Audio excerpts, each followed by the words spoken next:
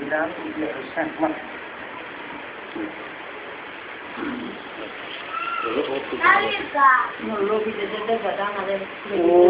নমো ভগবতে বাসুদেবায়। ভক্তমণ্ডলী, আজকে 2012 সালের জুন মাসের 1 তারিখ। আজকে আমরা বাংলাদেশের সিলেট সিলেট শহরের মাসিমপুরে পদ্মা দেবীর বাসায় আমরা গীতা পাঠ এবং ধর্মীয় আলোচনার আয়োজন করেছেন তিনি। সেই জন্য আমরা সমবেত হয়েছি পদ্মা দেবীর বাসায়। আজকে আমাদের ভক্ত সংঘের 185তম গীতা পাঠ চলছে।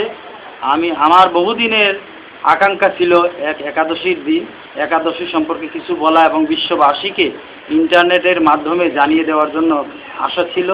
আজকে পদ্মা দেবী এবং ভগবান শ্রীকৃষ্ণ সেই আশা পূরণ করেছেন। আজকে একাদশীর দিন আমি একাদশী উপবাস করে এই আসনে বসে একাদশী সম্পর্কে কিছু বলতে সুযোগ পাওয়ার জন্য পদ্মা দেবী এবং ভগবান শ্রীকৃষ্ণের শ্রীচরণে আমি ভক্তি জানাচ্ছি। ভক্তমণ্ডলী, আজকে হলো একাদশী, পাণ্ডব নির্জলা একাদশী। তাছাড়াও 30 পয়সা মহাদ্বাদশী, একাদশী এবং দ্বাদশী। আজকের এই দিনে ভীমসেন এই প্রথম একাদশী ব্রতচরণ করেছিলেন, আজকে পালন করেছিলেন। ভীম একাদশীও বলে আজকের এই একাদশীকে। একাদশী হলো একাদশ ইন্দ্রিয়কে বশ করা, ভগবানের সাথে বাস করা। এই একাদশী ব্রতের মধ্যে শ্রেষ্ঠ হলো এই একাদশী ব্রত। এই একাদশী ব্রতের মধ্যে শ্রেষ্ঠ ব্রত। তাই আপনারাও এই একাদশী ব্রত করার চেষ্টা করবেন। এই একাদশী সম্পর্কে অনেক গুরুত্বপূর্ণ কথা, অনেক পুরাতন 30-40 বছর আগের একটি বইয়ে লেখা আছে। কোন বইতে একাদশী সম্পর্কে কি লেখা আছে সকল শ্লোক সহ ওই বইতে লেখা আছে। এই ওই তথ্যগুলি আমি আজকে আপনাদেরকে শোনাবো। কৃপা করে শুনবেন। একাদশী এত উপকারী যে এই একাদশী করলে কারো যদি পর্বতের সমান যদি পাপও থাকে, তাহলে এই পর্বতের সমান পাপ দূরীভূত হয়ে যায়। তারপর দেখেন এই একাদশী এক একাদশীর এক ফল। তো এই একাদশী করলে এমনকি 20 জন পুরুষ এদেরকে তাদের নিজ নিজ গৃহে যারা মারা গেছেন, এদের মধ্যে 20 জন পুরুষের মধ্যে কেউ যদি তাদের কর্মফলের কারণে যদি নরকগামী হয়ে থাকে, তাদেরকে এই একাদশীর মাধ্যমে তাদেরকে উদ্ধার করা যায়। তাই একাদশীটা খুব গুরুত্বপূর্ণ। সবাই একাদশী করা উচিত বলে আমি মনে করি। তারপরেও আমি আপনাদের উপর ভার ছেড়ে দেব যে একাদশী সম্পর্কে যে বইয়ে যেগুলি লেখা আছে সেগুলি আমার মুখের কথা নয়, আমি বই থেকে পাঠ করে আপনাদেরকে শোনাবো। আপনারা যদি মনে করেন যে আমার এই কথাগুলি শুনে যদি একাদশীটা করা উচিত বলে মনে করেন, তাহলে একাদশীর উপবাসটা করার চেষ্টা করবেন। ভক্তমণ্ডলী, আজকে নির্জলা একাদশী, সেই একাদশী। তো একাদশী কিভাবে করবেন? একাদশীর আগের দিন দশমীর দিন নিরামিষ খেতে হবে। পরের দিন একাদশীর দিন তো একাদশীর উপবাস করবেন, পালন করবেন। নির্জলা হলে তো আজকে তো বৎসরে একটাই নির্জলা থাকে, আজকে সেই নির্জলা একাদশী। নির্জলা ছাড়া যেগুলি আছে সেগুলিতে তো আপনারা ফল মূল খেতে পারেন। তার কিসের চিন্তা? ফলমূল যখন খাওয়া যায় তাহলে একাদশী করতে ভয় পাওয়ার কোনো কথা না। তো এই জন্য তো একাদশীতে কি খাওয়া নিষেধ? মেইন হলো 5টি জিনিস। একটা হলো গম থেকে যা বের হয় সেগুলি খাওয়া নিষেধ। গম, জব থেকে যা বের হয় এগুলি খাওয়া নিষেধ। গম, জব, তারপরে গম, জব, এরপর ধান থেকে যা বের হয় সেগুলি, চাল বা অন্যান্য অনেক কিছু যেগুলি ওইগুলি খাওয়া নিষেধ। তারপরে ডাল জাতীয় ওইগুলি খাওয়া নিষেধ। এরপরে সরিষা, এই 5টা জিনিস খাওয়া নিষেধ। এই দিন ওই পাপ পুরুষরা আছে এই 5টা জিনিসের মধ্যে অবস্থান করেন, সেই কারণে একাদশীর দিন এইগুলি খাওয়া নিষেধ। কিন্তু পরের দিন পারণার দিন এই 5টা জিনিস দিয়েই আবার একাদশীর পারণা করতে হয় ভক্তমণ্ডলী। তাছাড়া এই 5টা জিনিসটা খাওয়া নিষেধ, অন্যান্য যে জিনিসগুলি খাওয়া নিষেধ সেগুলি একাদশীর দিন খাওয়া নিষেধ। আর পরের দিন তো সময় মতো পালনা করতে হয় ভক্তমণ্ডলী। তাই আপনারা একাদশীটা করার জন্য আমি সবিনয়ে আপনাদেরকে অনুরোধ করছি। একাদশী শ্রী একাদশী সম্পর্কে এই যে শ্রী শ্রী বৃহৎ ভক্তি তত্ত্বসার এই বইটি প্রায় 30-40 বছর আগের বই। এটা থেকে আমি ফটোকপি করে রেখেছি। এটাতে এই একাদশী সম্পর্কে এত গুরুত্বপূর্ণ কথা উল্লেখ আছে, সেগুলি আমি মনে করি প্রত্যেকটা কৃষ্ণ ভক্ত এই কথাগুলি শোনা এবং জানা উচিত বলে আমি মনে করি।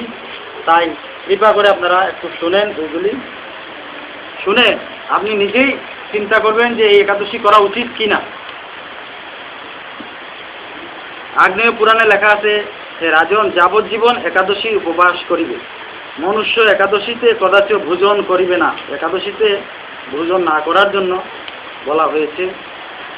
তারপর দেখেন বিষ্ণু রহস্যতে লেখা আছে, ভীষণ বিপদে বা মহাহস্যে কিংবা জনাশৌচে বা মরণাশৌচেও কদাচ একাদশী ব্রত পরিত্যাগ করিবে না। এটা বিষ্ণু রহস্যে লেখা আছে। শৃঙ্গি ঋষি বলেছেন, ঋতুমতী হইলেও স্ত্রী জাতি একাদশীতে ভোজন করিবে না।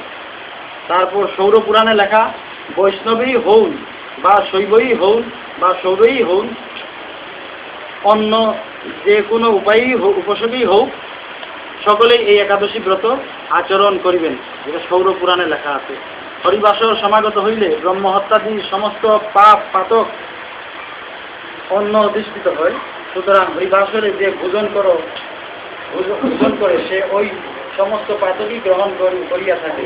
নারদ পুরাণের লেখা, যে ব্যক্তি হরিবাসরে ভোজন করে তাহার পৃথিবীর সমুদয় পাপ ভোজন করা হয়। হরিভক্তি বিলাসী ব্রহ্মঘাতী সুরাপায়ী দস্কর ও পত্নী গামীয় প্রায়শ্চিত্তের ব্যবস্থা শাস্ত্রে আছে, কিন্তু একাদশীতে অন্য বুঝি প্রায়শ্চিত্তের কোনো ব্যবস্থা নাই। বিষ্ণু।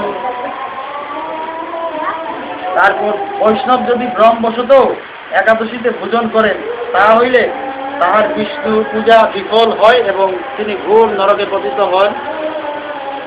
হরিবাসর উপস্থিত হইলে যে ব্যক্তি ভোজন করো এই কথা বলে, যে ব্যক্তি গো ব্রাহ্মণ ও স্ত্রী হত্যা করে এই কথাও বলেন, কথা কখনো বলেন, যে ব্যক্তি মদ্যপান করো এই কথা বলে, তাদের সকলেই অধোগতি হইয়া থাকে। বিধবা স্ত্রীলোক যদি একাদশীতে ভোজন করে, তাহা হইলে তাহার সমস্ত পুণ্য নষ্ট হয় এবং সে প্রত্যহ ব্রহ্ম হত্যার পাপে লিপ্ত হইয়া থাকে। এটা বিষ্ণু স্মৃতিতে উল্লেখ আছে।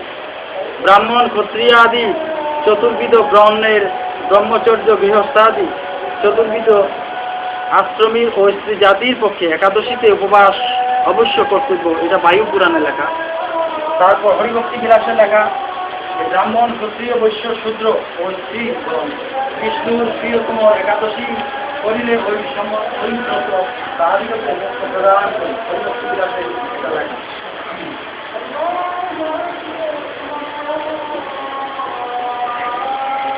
তারপর নারদ পুরাণে লেখা, হে রাজেন্দ্র, শত জন্মার্জিত পাপরূপ কাষ্ঠ একাদশী ব্রত সমুৎপন্ন বহি দ্বারা বশীভূত হইয়া যায়। এটা নারদ পুরাণে লেখা। তারপর নারদ পুরাণে আরো লেখা আছে, সহস্র সহস্র অশ্বমেধ ও শত শত বাজপেয় যজ্ঞের ফল একাদশী উপবাসের ষোড়শাংশের এক অংশেরও সমান নহে। এটা নারদ পুরাণে লেখা। দেখেন, হাজার হাজার অশ্বমেধ যজ্ঞ এবং শত শত বাজপেয় যজ্ঞ করলে যে ফলটা হয়, কিন্তু একাদশীর উপবাসের 1/16 অংশেরও সমান নয়। অর্থাৎ একাদশীর উপবাসের 1/16 সমান নয় এই যে অশ্বমেধ যজ্ঞ এবং বাজপেয় যজ্ঞের ফলাফল। দেখেন ভক্তমণ্ডলী, একাদশীর ফলাফলটা কত বড়। তারপর দেখেন নারদ পুরাণে আরো লেখা আছে, একাদশীর দিন অন্যভাবে উপবাসী থাকিলেও উপবাসের পূর্ণ ফল প্রাপ্ত হওয়া যায়। একাদশীর দিন কেউ যদি কারো বাড়িতে যদি চাউলও না থাকে, কেউ যদি চাল না থাকার কারণেও যদি খেতে না পায়, তাহলে এই একাদশী উপবাসের সমান ফল লাভ করা যায়। ভক্তমণ্ডলী সেই কথা বলেছেন। তারপর হে দ্বিজ, এই একাদশী ব্রত সর্ববিধ পাপের প্রায়শ্চিত্ত স্বরূপ ও সংসার ত্রাণ কারক। ইহার অনুষ্ঠানে মুক্তি লাভ হয়।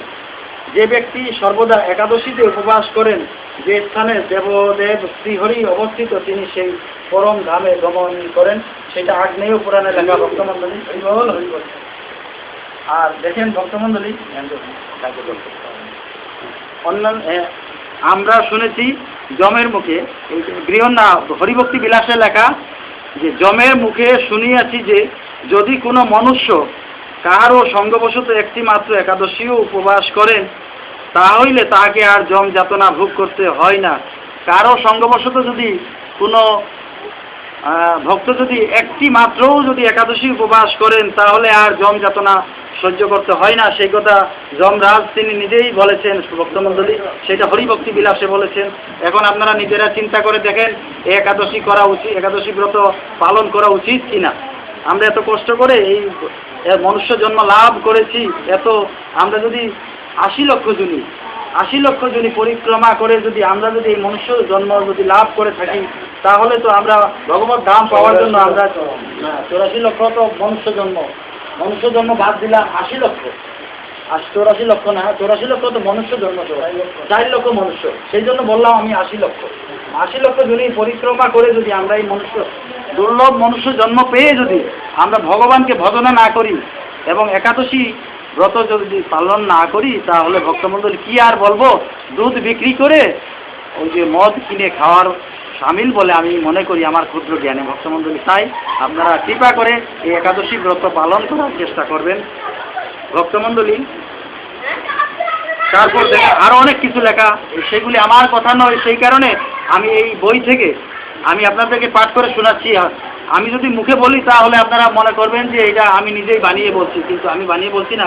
বিভিন্ন বইতে কি লেখা আছে সেই গুরুত্বপূর্ণ কথাগুলি এই বইতে তারা লিখেছে, সেই কথাগুলি আমি আপনাদেরকে শোনাচ্ছি কৃপা করে, যাতে আপনারা এই একাদশী ব্রত করে ভগবত ধাম যাতে প্রাপ্ত হন, সেই কারণে আমি আপনাদেরকে এই কথাগুলি শোনাচ্ছি। একাদশীর তুল্য পাপ মোচনকারী আর কিছুই নাই। একাদশী স্বর্গ, মুখ্য, রাজ্য ও পুত্র প্রদান করিয়া থাকে। তারপরে একটি গুরুত্বপূর্ণ কথা হরিভক্তি বিলাসে লেখা আছে, দেখেন। হে বিপ্র, যাহাদের পুত্র পুত্রাদি একাদশী ব্রত চরণ করে আমি যম তাদের শাসনকর্তা নহি, তাহাদিগকে আমি বিশেষ ভয় করি। একাদশী পরায়ণ মহাত্মা বলপূর্বক স্বীয় শতপুরুষ উদ্ধার করেন। ভক্তমণ্ডলী দেখেন, আপনার মা বাবা অন্যান্য আত্মীয় স্বজন যারা আগে মারা গেছেন 100 জন,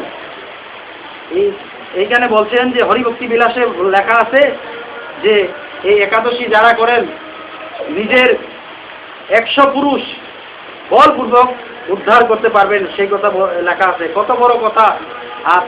আপনার যারা মারা গেছেন তারা যদি কেউ যদি তাদের কর্মফলের কারণে তারা যদি নরকগামী হয়েও থাকে, তাদেরকে উদ্ধার করার কোনো সুযোগ নাই।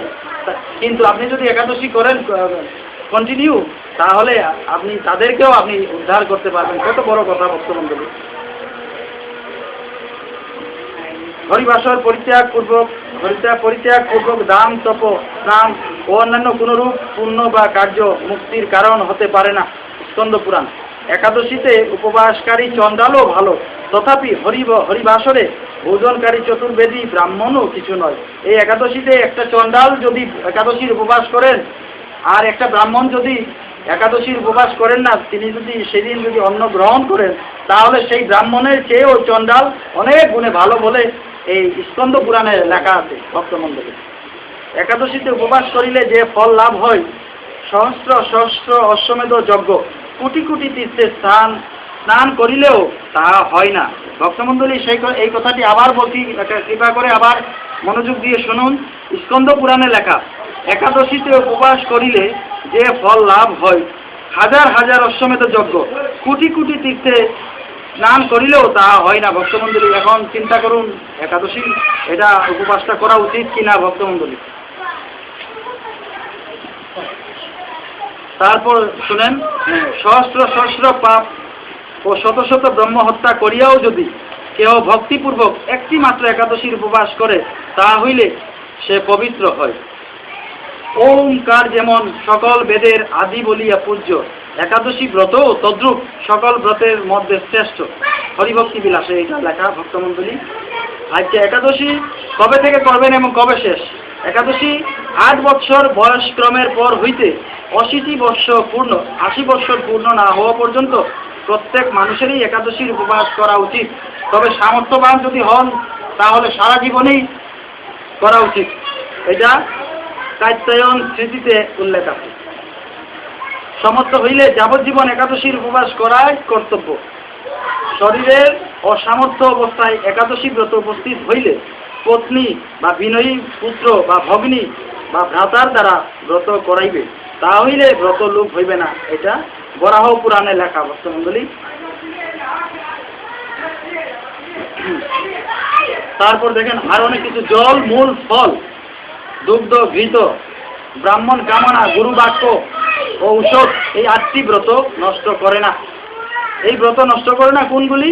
এটা মহাভারতে লেখা। জল, মূল, ফল, দুগ্ধ, ঘৃত, ব্রাহ্মণ কামনা, গুরু বাক্য, ঔষধ, এই 8টি ব্রত নষ্ট করে না। এই ব্রতে এগুলি চলে, কিন্তু এগুলি চললে কিন্তু আজকে তো নির্জলা একাদশী, এই নির্জলা একাদশীতে কিন্তু জলও খাওয়া যাবে না ভক্তমণ্ডলী। তারপর হরিভক্তি বিলাসে আরো লেখা, ভগবান বলেছেন, হরিভক্তি বিলাসে ভগবান বলেছেন, আমার শয়নে, উত্থানে এবং পার্শ্ব পরিবর্তনে, অর্থাৎ শয়ন একাদশী, উত্থান একাদশী ও পার্শ্বকা একাদশীতে যে ব্যক্তি ফল, মূল বা জলও আহার করে সে আমার হৃদয়ে শেল বিদ্রোহ করে। এই কথা বলেছেন হরিভক্তি বিলাসে। একাদশী কিংবা দ্বাদশীতে উপবাস করিবে, একাদশী কিংবা দ্বাদশীতে উপবাস করিবে, অথবা একাদশী যুক্ত দ্বাদশীতে উপবাস করিবে, কিন্তু দশমী যুক্তা একাদশীতে কদাপি উপবাস করিবেন না। অরুণোদয় কালে একাদশী যদি দশমী মিশ্রিতা হয় তবে তাহা, অর্থাৎ খানিতে দাঁড়াতে সেই অরুণোদয় বিদ্যা একাদশী ত্যাগ করিয়া শ্রদ্ধা একাদশীতে উপবাস করিবে।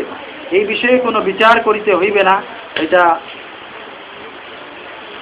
লেখা হয়েছে ভক্তমণ্ডলী।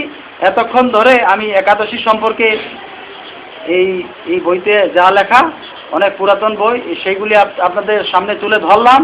আপনাদের কাছে বিচার করতে প্রার্থনা জানাচ্ছি যে আপনারা একাদশী করবেন কিনা। এত সুফল একাদশীতে, এত সুফল বয়ে আনছে। এখন আমরা যদি এই একাদশী যদি না করি, তাহলে আমি মনে করি যে দুধ বিক্রি করে মদ কিনে খাওয়ার সমান ভক্তমণ্ডলী। তাই আপনারা সবাই একাদশী করবেন। আপনারা একাদশী যদি করতে না পারেন, যদি ভয় পান, তাহলে একবেলা দিয়ে শুরু করবেন। একাদশীর দিন একবেলা সকালবেলায় নিরামিষ খেয়ে রাত্রে একাদশী করবেন, পরবর্তী দিন পালনা করবেন। এইভাবে আস্তে আস্তে 2 বেলা করবেন, তারপর ঠিক হয়ে যাবে।